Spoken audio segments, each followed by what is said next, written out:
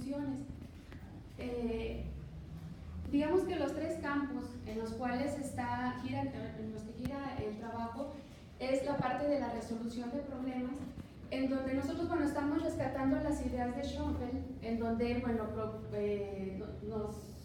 su marco pues nos permite identificar los recursos que utiliza un profesor, que pone en juego cuando resuelve problemas, las estrategias que desarrolla y la parte esta de control, de cómo el profesor va controlando el procedimiento que va siguiendo cuando resuelve problemas. La otra parte son los episodios de la resolución de problemas, pero cuando se incorpora el uso de la tecnología. Polya, que es uno de los principales exponentes de la resolución de problemas, él propone inicialmente 4 fases para la resolución de problemas. Sin embargo, cuando se le incorpora la tecnología, esas fases como que cambian un poquito. Entonces, el marco que proponen Santos Trigo y Camacho Machín es precisamente esos episodios. ¿Cuáles son esos episodios por los que transita una persona cuando resuelve problemas con el uso de tecnologías digitales? Posteriormente, tenemos en cuanto a la tecnología digital, pues recopilamos lo que son las ideas de Moreno Armella, principalmente del 2002, en donde aquí la idea es que la tecnología digital se puede utilizar en dos vertientes. Una es como un amplificador, es decir, prácticamente es como lo que podemos hacer en un ambiente de lápiz y papel, pero a lo mejor con mayor exactitud o con más rápido, ¿no? Por ejemplo, como graficar y esas cosas. Y la otra parte, que es en la que nosotros más nos enfocamos, es en la parte de reorganizador cognitivo, que es lo que queremos, que la tecnología digital pues nos permita reorganizar esas ideas que tenemos, poder establecer nuevas conexiones, poder identificar relaciones, y esa parte es como cambiar las ideas que tenemos, ¿no? Y en ese sentido va el diseño de las actividades que aquí se proponen. Y bueno, finalmente funciones.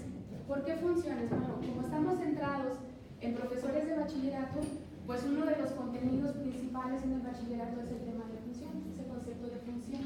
Entonces creímos conveniente y necesario poder analizar y reflexionar las ideas principales que giran en torno al concepto de función.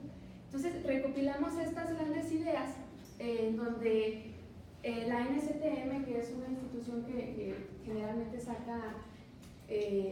frecuentemente saca propuestas para la enseñanza de las matemáticas, y ellos proponen que los profesores deben de reflexionar sobre esas 5 grandes ideas. La primera es reflexionar sobre el concepto de función. La otra es reflexionar sobre la covariación y tasa de cambio, familia de funciones, es decir, qué características tiene cada una de las familias de funciones. ¿Qué pasa cuando combinamos y transformamos funciones y el uso de múltiples representaciones? En el estudio que hicimos participaron 8 profesores de matemáticas del nivel bachillerato y se desarrollaron 5 actividades. En cada una de las actividades se pretendía desarrollar esas grandes ideas que les platiqué ahorita. Bueno, no quiere decir que en cada una de las actividades era específicamente una gran idea, sino en algunas pues se involucraban 1, 2 o 3 grandes ideas. La que les voy a platicar el día de hoy es la actividad número 2, que está titulada El problema del rectángulo. En esta actividad estamos involucrando a GeoGebra y estamos involucrando o queremos desarrollar esas 4 grandes ideas. Entonces, bueno, el problema que se les presenta a los profesores es este. Dice, ABCD es un rectángulo donde el segmento AB tiene una longitud de 6,5 centímetros, el segmento BC mide 4 centímetros y el punto M es un punto que está sobre el segmento AB, el punto N es un segmento que está sobre BC, P está sobre el segmento CD y Q está sobre el segmento de A. Después dice, además, se tiene que y debe de cumplir esta condición, que el segmento AM es igual al segmento BN, tienen la misma medida, ¿verdad? Y entonces la pregunta es, ¿dónde debemos ubicar a ese punto M, que está sobre el segmento AB, de manera que el cuadrilátero inscrito nos permita, ¿en qué posición debe de estar de manera que el cuadrilátero tenga el área mínima posible? ¿Sí? Entonces, bueno, aquí les voy a mostrar la construcción en GeoGebra.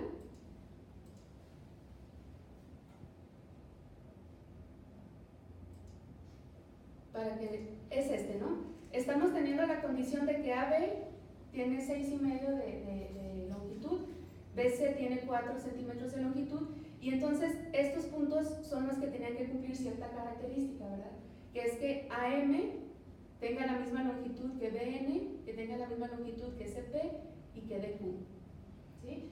Entonces, la idea o la pregunta es buscar la posición de este punto de manera que el cuadrilátero inscrito, que viene siendo MNPQ, tenga el área mínima posible, ¿sí? Entonces, el primer episodio de los que les estaba comentando, pues es la comprensión del problema. En la comprensión del problema es importante empezar a generar preguntas. ¿Preguntas para qué? Pues para que los profesores o la persona que esté resolviendo el problema empiece a identificar los datos principales, qué tipo de relaciones se pueden empezar a establecer entre ellos. Entonces, como partíamos de un rectángulo, pues la primera pregunta es ¿qué es un rectángulo? ¿Qué propiedades tiene un rectángulo? Después podemos preguntar de qué manera se puede construir un rectángulo en GeoGebra, porque la idea es empezar a construir un modelo dinámico del problema en GeoGebra. Pero entonces ahora es pensar qué propiedades tiene un rectángulo, pero también cómo lo puedo construir, cuáles comandos de GeoGebra me ayudan a construir un rectángulo. La otra es cómo puedo construir el cuadrilátero inscrito, ese cuadrilátero MNPQ, ¿sí? Todas estas preguntas, pues con la finalidad de poder construir el modelo dinámico que les acabo de mostrar. Entonces, ¿cuáles fueron las estrategias que utilizaron los profesores? Aquí del lado izquierdo muestro una primera estrategia en donde los profesores, bueno, al momento de reflexionar en todas esas preguntas que se les hizo, pues saben que se tienen que utilizar perpendiculares, las perpendiculares para poder garantizar ángulos de 90 grados, y entonces lo que hacen pues es precisamente empezar a trazar perpendiculares, y aquí la parte interesante también es que usan la circunferencia pues para poder establecer una medida, ¿sí? En este caso es el uso de una circunferencia con un radio dado, que en este caso pues garantizan los 4 centímetros de longitud. En la parte derecha la estrategia que tenemos pues es trazar ahora con los segmentos, con el comando de segmentos según dada una longitud, ¿sí? Entonces, bueno, la idea es en teoría la idea es la misma, y bueno, aquí lo importante es que empiezan a rescatar cuáles son las propiedades que tiene el rectángulo. Y entonces, ya para continuar con la construcción del modelo dinámico, pues una de las condiciones especiales o necesarias era esa igualdad de longitudes entre esos segmentos. ¿Qué es lo que empiezan a hacer? Pues utilizar la herramienta de compás para poder hacer trasladar esas medidas. Y entonces ya ellos, al momento en que mueven el punto M, en automático se mueven también los otros puntos. El segundo episodio es la exploración del problema. Una vez que ya tienen construido lo que es el modelo dinámico, pues entonces ahora hay que empezar a explorarlo y ver qué pasa, ¿no? con ese modelo que tenemos ahí. Una primera pregunta que se les plantea es ¿qué sucede cuando se mueve el punto M? ¿Sí? Y la siguiente es ¿qué propiedades tiene ese cuadrilátero que se formó, el MNPQ? Los profesores lo primero que empiezan a identificar en el momento en que empiezan a mover el punto M, pues es que los triangulitos que se forman en las esquinas, hay triángulos que son congruentes, ¿sí? Entonces, ¿qué es lo que hacen? Bueno, identifican que el triángulo 1 y el triángulo 3 son congruentes, ¿sí? Y de la misma forma son el triángulo 2 y el triángulo 4. Entonces, al momento en que dices, ok, tú dices que son congruentes, pero ahora hay que justificarlo, ¿no? Esa es es una conjetura que ellos tienen de que son congruentes, pero ahora, ¿qué argumentos matemáticos podemos dar para justificar esa conjetura? Entonces, lo que empiezan a hacer, por ejemplo, este profesor, pues es tratar de justificarlo a través de, usando el caso de congruencia de lado, ángulo, lado. ¿Sí? Empieza a encontrar las longitudes de los catetos de estos triángulos, y como este ángulo es de 90 grados, pues con eso justifica, ¿no? Que por el caso de congruencia, lado, ángulo, lado. Y otra profesora lo que hace, pues es encontrar las longitudes de los tres lados. de los tres lados del triángulo, y entonces lo justifica a través del caso de congruencia de lado, lado, lado. Entonces, hasta ahí esa es la primera conjetura ya justificada de que esos triángulos pues son congruentes. Otra parte importante es cuando ellos empiezan a manipular el modelo dinámico, se dan cuenta de que hay un momento en que este cuadrilátero desaparece, o sea, ya no se dibuja, ¿sí? Y entonces, pues, ¿qué pasa ahí, no? ¿Por qué? Entonces ya viene la reflexión de pensar, entonces el punto M no puede estar en cualquier posición del segmento AB, ¿sí? Entonces le preguntan a los profesores, ¿en qué parte o en qué intervalo sí puede estar? Entonces lo que ellos observan es que hay justo un puntito aquí que hace ese brinco, en donde hasta aquí sí se construye y aquí ya no. Entonces, ¿qué está pasando ahí que me provoca eso en el modelo dinámico? Ya lo que empiezan a observar ellos y lo que empiezan a identificar es que en el momento en que el punto M lo acercan al punto A, pues como que ese cuadrilátero empieza, como que tiende a ser el rectángulo inicial, ¿sí? Y cuando empiezo a mover el punto M hacia la derecha, pues de la misma forma como que se está bajando el punto N, ¿no? Entonces, si yo muevo más a la derecha el punto M, N sigue bajando. Entonces por ahí tenemos nosotros una restricción, ¿no? ¿Cuál es la longitud que tiene el segmento BC? Pues la longitud del 4, ¿sí? Entonces quiere decir que el punto N no puede ir más allá de 4, o sea, no puede pasar del punto C. ¿Eso a qué nos ayudó? Pues a que los profesores pudieran identificar que hay un intervalo, ¿sí?, en el cual está acotado nuestro problema, que es precisamente desde 0 hasta 4, que es la longitud del segmento BC. Si ese segmento BC tuviera una longitud de 5, pues entonces nuestro intervalo sería desde 0 hasta 5, ¿sí? O sea, va a depender de la longitud que tenga ese segmento.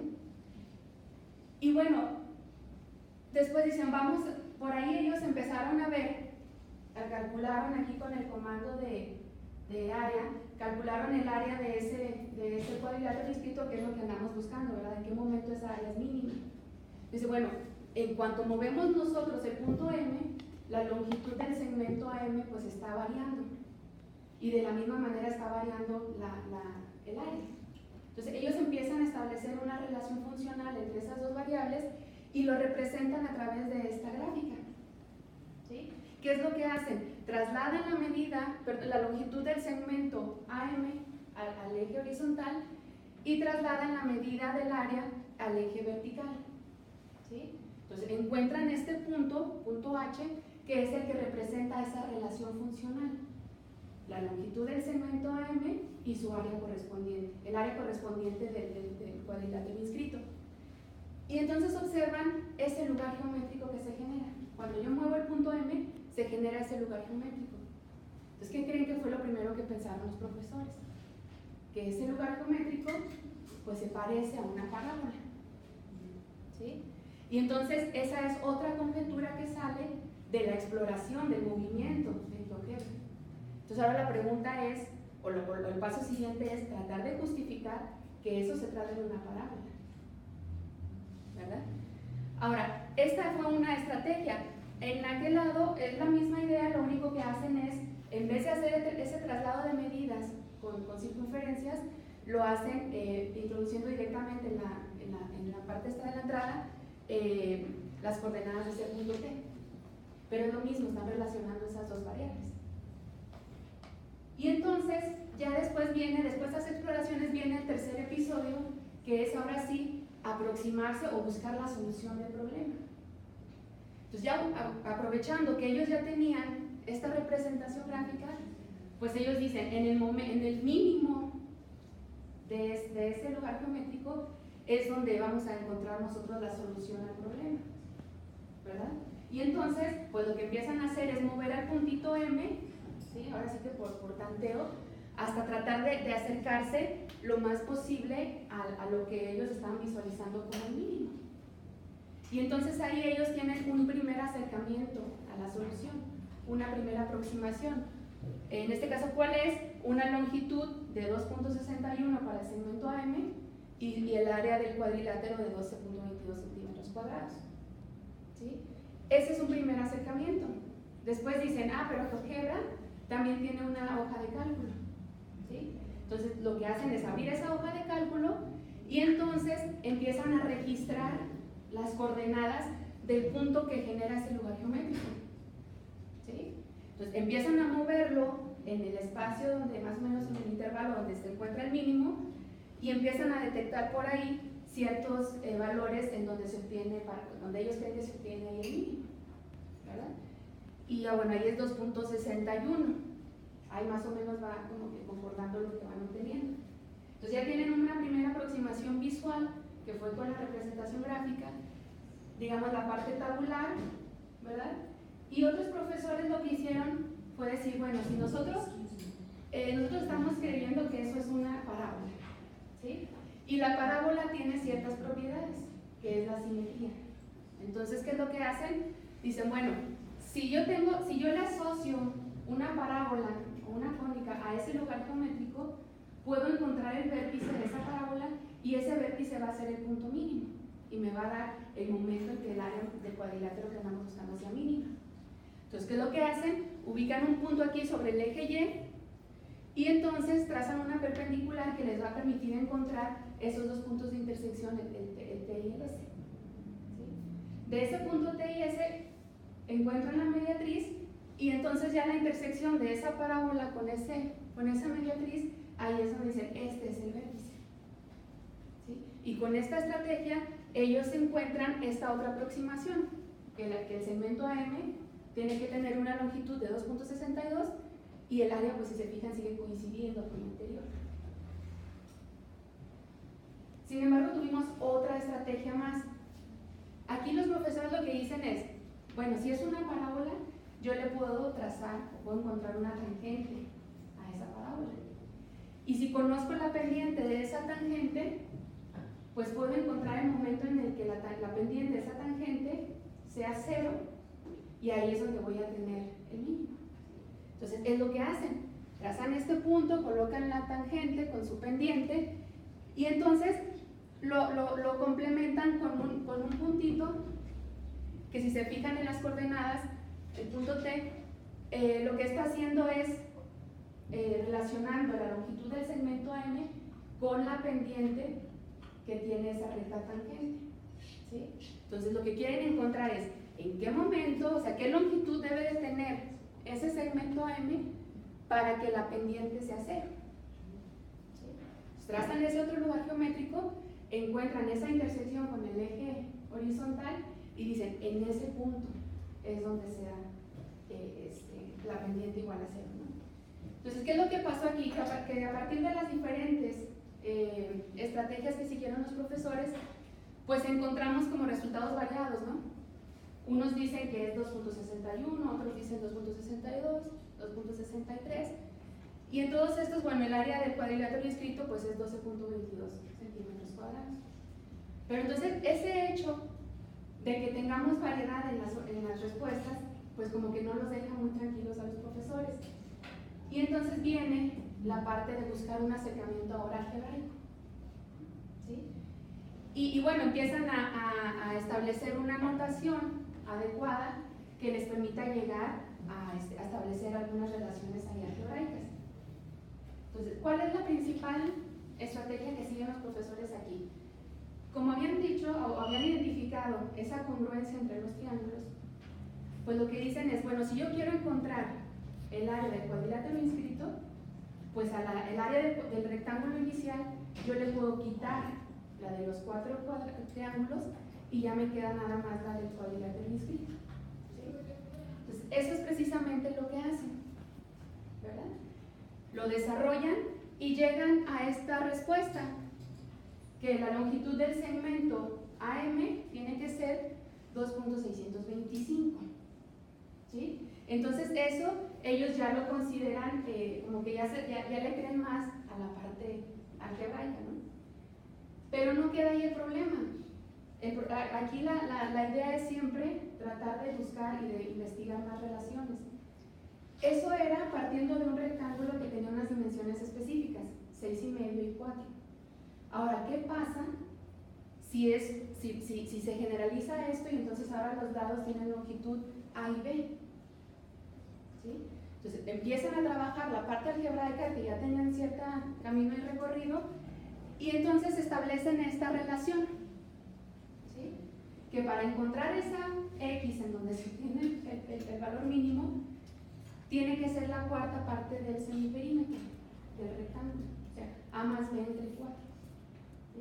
Entonces ahí los profesores dicen, pues ya estamos generalizando, ya díganos cualquier longitud de los segmentos del rectángulo y nosotros le vamos a encontrar la posición en donde se obtiene el área mínima del cuadrilátero inscrito. Pero entonces dice, a ver, hasta ahí vamos bien. Estábamos partiendo de un rectángulo. Ahora, ¿qué pasa si partimos de un paralelogramo cualquiera? Entonces vamos llevando a los profesores en ese proceso de generalizar, de extender las ideas. Y se les hace esa pregunta, ¿no? Las mismas condiciones del problema inicial, pero ahora partiendo de un paralelogramo cualquiera. Entonces las estrategias de construcción del modelo dinámico fueron muy similares. Al principio tuvieron sus detalles porque empezaban a poner puntos que no estaban controlados y entonces eso no tenían control de sus construcciones. Empezaron a pensar en un punto sobre una circunferencia para tratar de controlar el movimiento y finalmente, bueno, llegaron a refinar su construcción al punto de ponerle deslizadores a la longitud del segmento A la longitud del segmento B y al ángulo que se forma entre esos lados. Entonces ellos ya tenían una manera de empezar a variar esos tres parámetros. La manera de acercarse a la solución fueron muy similares, o sea, los que habían hecho esta estrategia de la pendiente de la recta tangente lo replicaron aquí, los que habían seguido aquella estrategia la replicaron, ¿sí? Incluso también se mantiene la idea del dominio, ¿sí? Entonces hasta ahí pues íbamos como que las cosas iban muy similares, ¿no? a la del caso inicial. Ya cuando entran al acercamiento algebraico y lo trabajan usando pues los procedimientos de cálculo, pues encuentran que esa longitud del segmento M también es A más B sobre 4. ¿Sí? Y entonces pues ellos aquí estábamos ya muy contentos, ¿no? Ya, bueno, ya con el rectángulo encontramos esta relación, con cualquier paralelogramo encontramos esta relación, pues entonces ya todo nos está funcionando muy bien. Y entonces pues ahí viene la otra pregunta. ¿Realmente esa fórmula sirve para todos los casos? Porque si estamos trabajando el proceso, el acercamiento algebraico, pues el álgebra generaliza, ¿no? Entonces ellos decían, no, pues sí, es que ya lo hicimos con un rectángulo y ya lo hicimos con cualquier paralelogramo y se mantiene. ¿Sí? Pues, ¿qué es lo que se les propone? Bueno, ahora regresen a la construcción que tenían del paralelogramo con los deslizadores y empiecen a ver, pues, qué es lo que pasa. ¿Qué es lo que pasa, por ejemplo, cuando nosotros empezamos a variar esos deslizadores? ¿Sí? Los profesores lo que hacen es decir, ese pedacito ese lugar geométrico se le asocian la parábola. ¿Sí?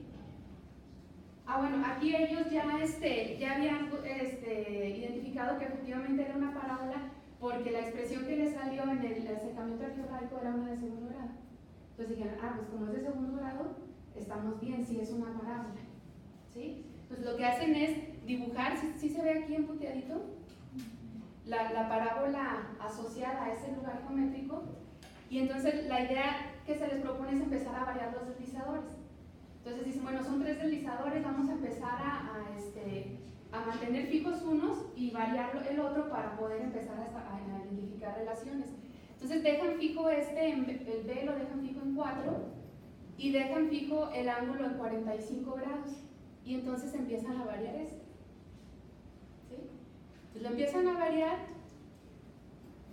y ellos empiezan a observar que la forma del lugar geométrico como que va cambiando. ¿Sí? Y entonces dicen, bueno, por ahí como que hay, eso como que ya no les empieza a ellos a gustar. Se van a la parte algebraica. O sea, ellos empiezan a observar que, por ejemplo, aquí, en este caso, pues como que ya no hay esa curvita, ya no se dibuja la curvita. Y entonces ahí, ¿cuál es el mínimo? ¿Sí? El mínimo que ellos andaban buscando. Entonces ahora dicen ellos, bueno, pues es que aquí el mínimo pues va a ser el punto, el extremo derecho. ¿Sí? Y entonces empiezan a meter en la parte algebraica y dicen, a ver, vamos a pensar, B es 4, lo fijamos en 4, pero A vale 18. Entonces aplican su formulita y entonces les dice que cuando X vale 5.5, ahí es donde se obtiene el mínimo. Pero resulta que como B es 4, ¿cuál era el dominio? ¿O cuál es el dominio? De 0 a 4.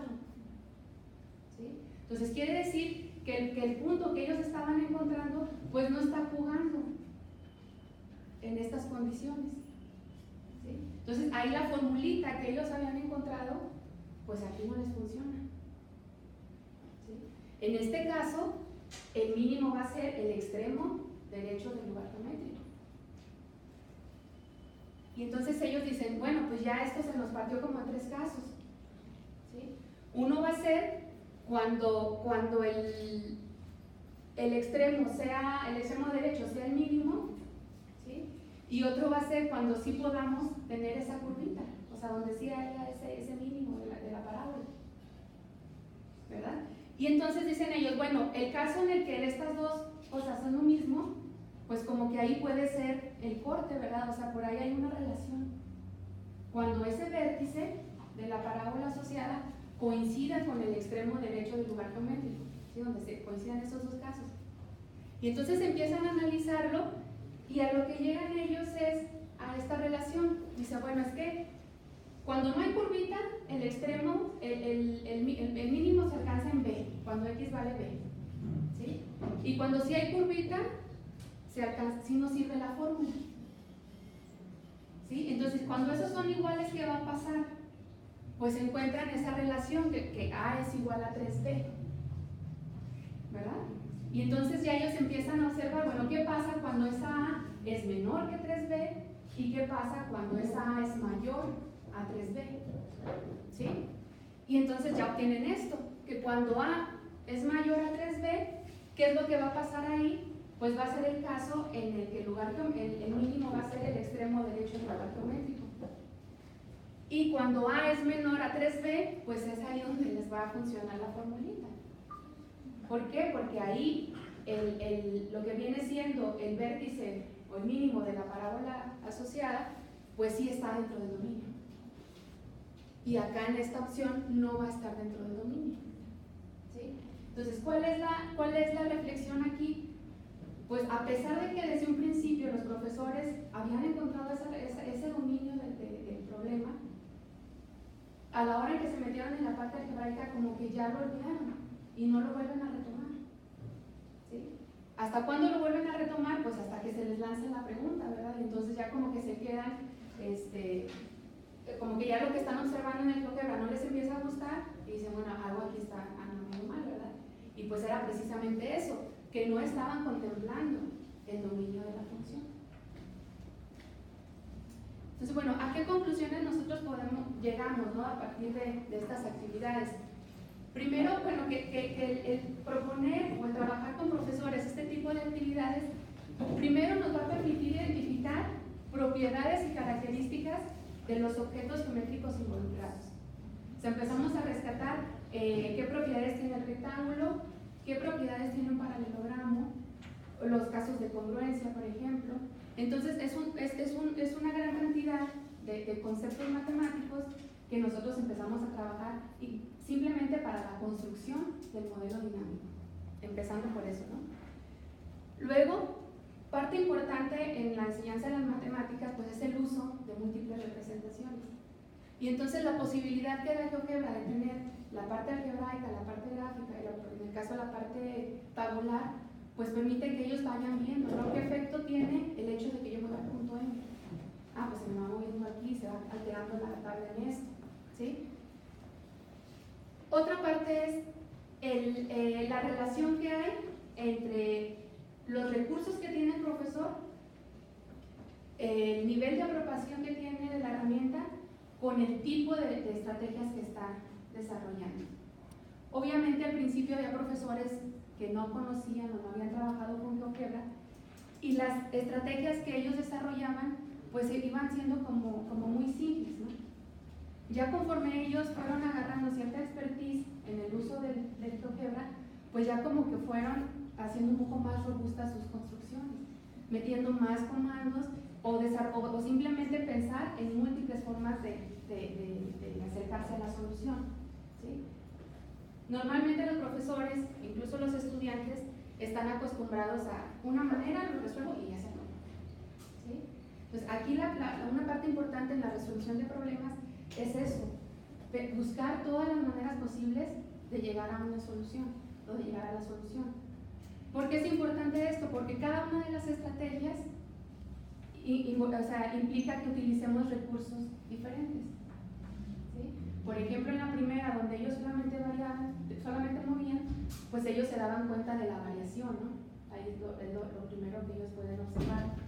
Los otros profesores, por ejemplo, el de la pendiente de la recta tangente, pues ahí como que se nota que ya traen un conocimiento más fuerte de cálculo, ¿sí? Entonces son diferentes los recursos y los conceptos, objetos matemáticos que están involucrados y por eso es importante buscar la mayor cantidad de estrategias posibles para resolver el problema. Otra cosa importante aquí es la implementación. ¿Cómo se empiezan a trabajar las actividades? Aquí a los profesores se les daba una hoja de trabajo y al principio ellos empezaban a trabajar de manera individual.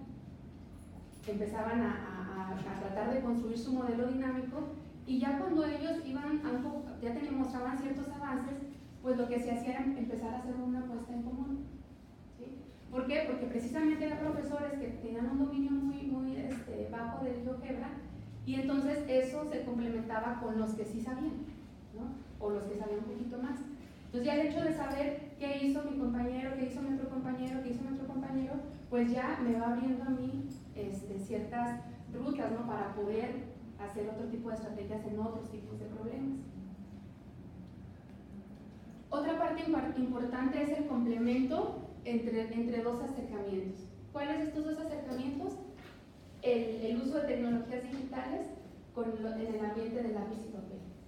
No podemos decir que únicamente vamos a utilizar tecnologías digitales porque también la otra parte es importante, ¿sí? Simplemente eso lo dejaron ver los profesores porque aunque encontraron soluciones muy cercanas o aproximaciones muy cercanas a la solución, ellos no se sintieron seguros hasta que no se los vio la álgebra, ¿sí? Entonces es importante siempre manejar estos dos tipos de acercamientos, son un complemento.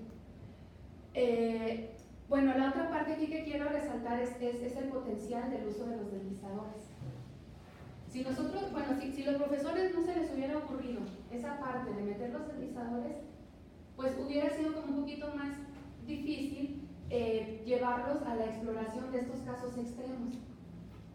Y si no hubiéramos hecho eso de los casos extremos, pues ellos se hubieran quedado con la idea de que su formulita funcionaba siempre, para cualquiera de las longitudes, ¿sí? Entonces, los deslizadores son muy importantes porque nos permiten variar parámetros y eso nos permite poder analizar una gran cantidad de casos particulares y poder identificar relaciones, conexiones. Bueno, otra parte importante es el hecho de que el GeoGebra nos permite, mediante las exploraciones, poder formular conjeturas, ¿sí? pero es importante no solo quedarnos al nivel de conjeturas. Tenemos que hacer uso de argumentos matemáticos para poder justificar, para poder decir, sí, sí es lo que yo pensaba, no, no es lo que yo pensaba por esto. ¿Sí? Entonces, de manera general, algo importante que podemos rescatar del estudio es el hecho de que GeoGebra permitió el desarrollo de diferentes formas de razonamiento en los profesores. ¿Cuáles formas de razonamiento tenemos?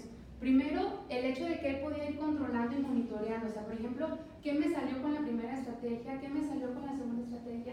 ¿Qué le salió al compañero con la otra estrategia? Y entonces van monitoreando, van viendo a ver si voy bien o me regreso. ¿Sí? La otra parte es desarrollar, explorar y desarrollar estrategias que difícilmente se pueden llevar en un ambiente de lápiz y papel. Ahora, ya cuando los profesores están digamos que ya están en el chip de GeoGebra, pues se les empiezan a ocurrir estrategias que en un ambiente de lápiz y papel no vamos a poder desarrollar. Y entonces ahí se empieza a generar otro potencial, ¿no? Ahí con ese tipo de estrategias.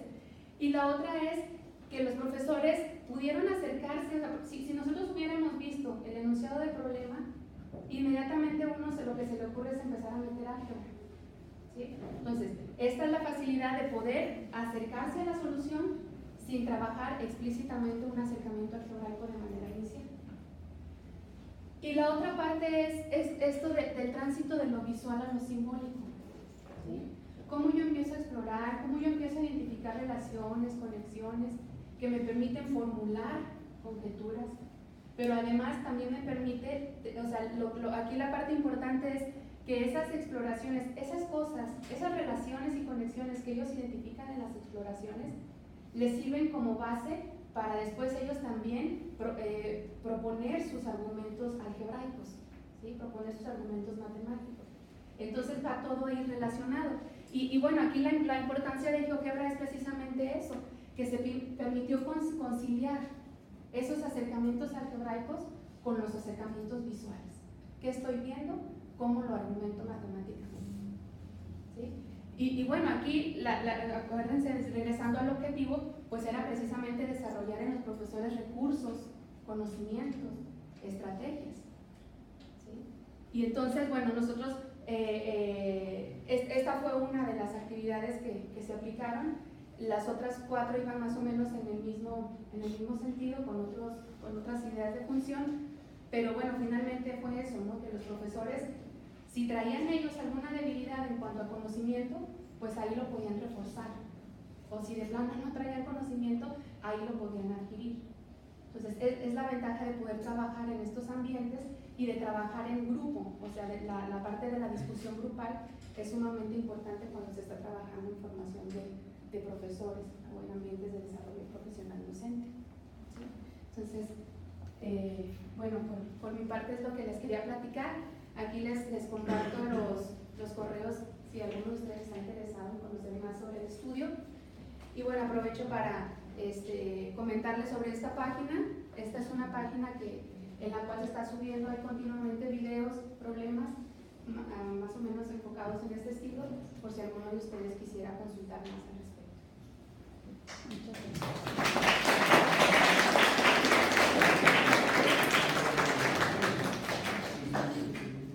Jóvenes, no sé si tenga alguien alguna pregunta que realizar a la doctora. Sí, adelante. Yo quisiera que nos hablara sobre el concepto de episodios, o en general sobre las estrategias de resolución de problemas, porque siento que Polya, cuando plantea sus 4 pasos para resolver problemas, a mí siempre se me ha hecho eso que es muy esquemático. Y si eso ya ha sido mejorado con el concepto de episodios, quisiera saber cómo son los episodios, si son lineales, progresivos, o permiten andar así como que dando saltos, porque yo creo que así es el conocimiento, no es tanto de que sigan una secuencia lineal. Que si nos podrías decir algo sobre eso. Sí, bueno, lo que sí es, por ejemplo, uno de los primeros episodios, bueno, más bien el primer episodio, pues es la comprensión del problema, ¿no? Si nosotros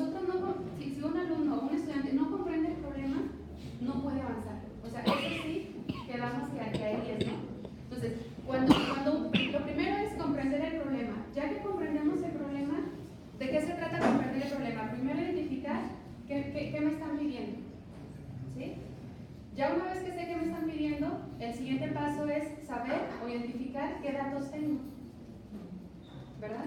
Y entonces ya una vez que yo identifico los datos, entonces ahora es cómo esos datos los puedo relacionar para llegar a lo que me están pidiendo, ¿sí? Entonces toda esa parte, cuando nosotros comprendemos el problema, ¿cuál es el siguiente paso que tenemos que hacer? O sea, ya lo comprenden, ya sabemos qué es lo que nos van a pedir, ya sabemos qué datos tenemos, ahora qué. Ese es el problema. Pues tengo que hacer una estrategia, ¿no? O sea, ahora, ¿cómo le hago? Ya tengo esos datos, ya tengo más o menos una idea. Pues es precisamente, el segundo paso o la segunda etapa en la resolución de problemas es precisamente eso. O sea, ahora, con esos datos que tengo, ¿qué hago? Y esta es la parte de concebir un plan. De decir, bueno, yo me acuerdo que hay un teorema, o yo me acuerdo que hay una fórmula, o yo resolví algo parecido, y entonces empiezas a crear un plan, ¿verdad? Entonces ya cuando tienes tu plan, ¿ahora qué tienes que hacer? Ejecutar.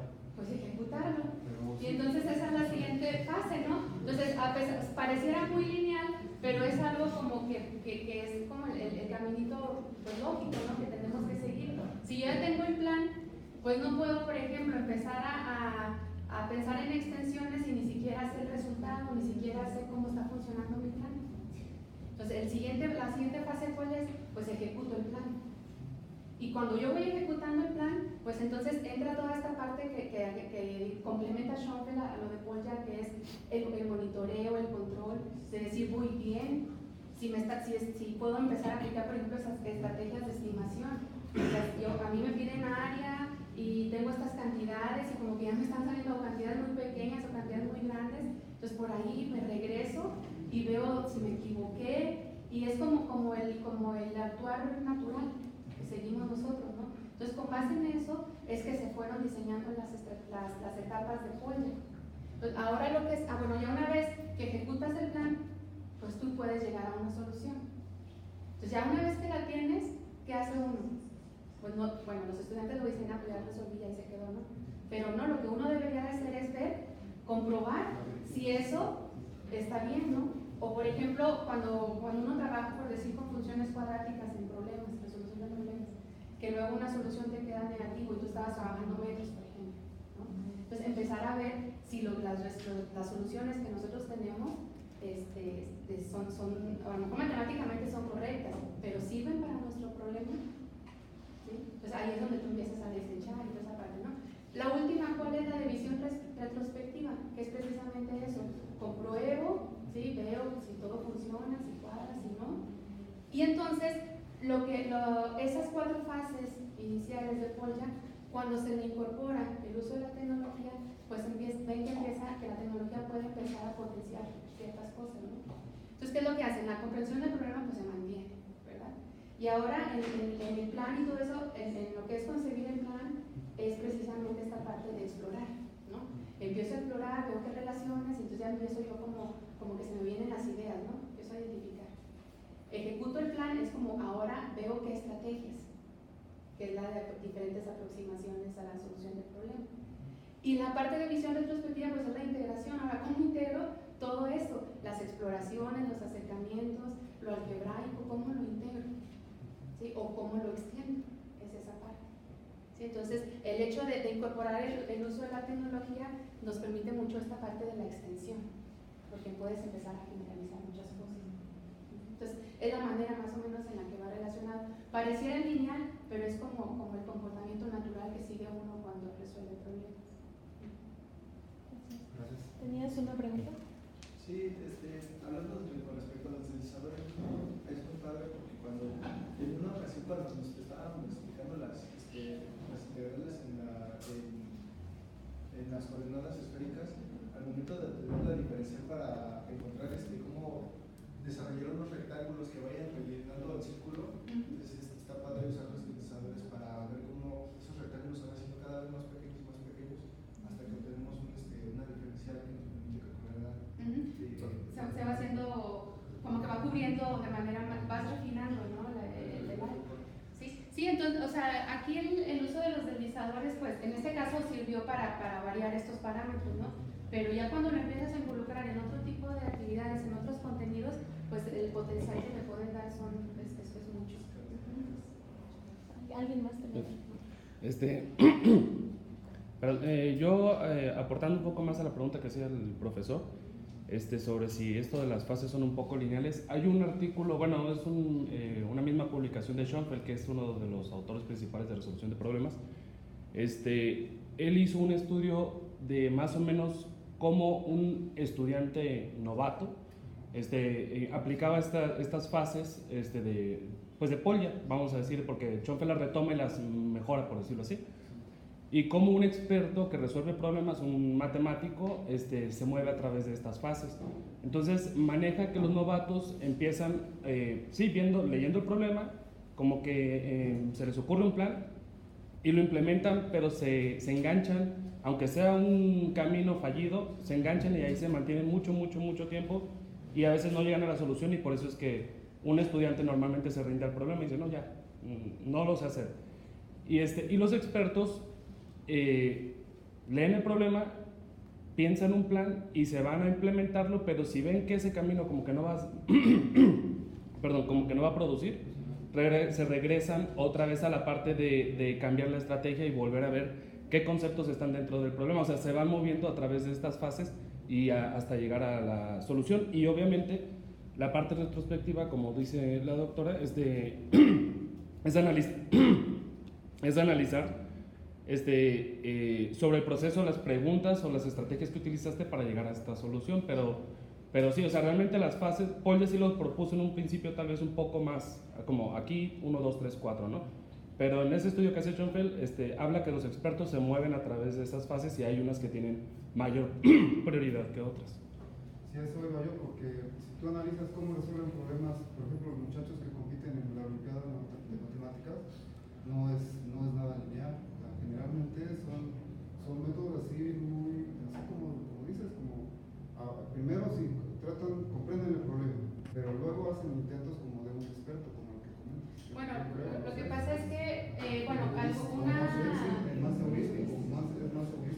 Precisamente las heurísticas son estas estrategias, ¿sí? Entonces, ¿qué es lo que pasa? Cuando usted empieza a concebir un plan, empieza a pensar en cuáles estrategias le pudieran funcionar. Y ahí, por ejemplo, que es la parte en la que complementa Schoenfeld, es decir, bueno, por ejemplo, hay una de considerar casos particulares, o empiezo a analizar, relajar las condiciones del problema, como que, a ver, esto no, por ejemplo, lo que hicieron aquí, se me dificulta mover 3 deslizadores, fijo 2 y nada más muevo 1, eso es como relajar las condiciones del problema. O pensar, por ejemplo, en algún problema análogo, alguno como que se parece que ya resolví y seguí esa estrategia. Y ese es un poco el comportamiento de los olímpicos. Como ellos llevan un entrenamiento, es precisamente eso. ¿Ves con telescópicas? ¿Ves fue así? Y así, ¿no? Entonces ya en el momento en que ellos ven los problemas, se les viene a la mente diversas estrategias que ellos ya vieron en su entrenamiento. Y es eso, la búsqueda de un problema análogo. Entonces, eso me funcionó en aquel, lo trato de aplicar. Pero si yo en algún momento veo que a lo mejor parecía, pero no era, pues entonces es lo que pasa, ¿no? Me regreso y entonces digo, a ver, tengo que comprender bien el problema y fijarme a ver dónde está esa diferencia, por qué no me está funcionando esa estrategia que sí me funcionó ya. Y es eso, me regreso. Pero es otra vez comprender el problema, construir un plan, no me funciona, me regreso. Y así hasta que ya demos con la solución. Pues muchas gracias, doctora. Los invito a pasar a la mesa redonda que va a dar inicio ahorita. Muchas gracias por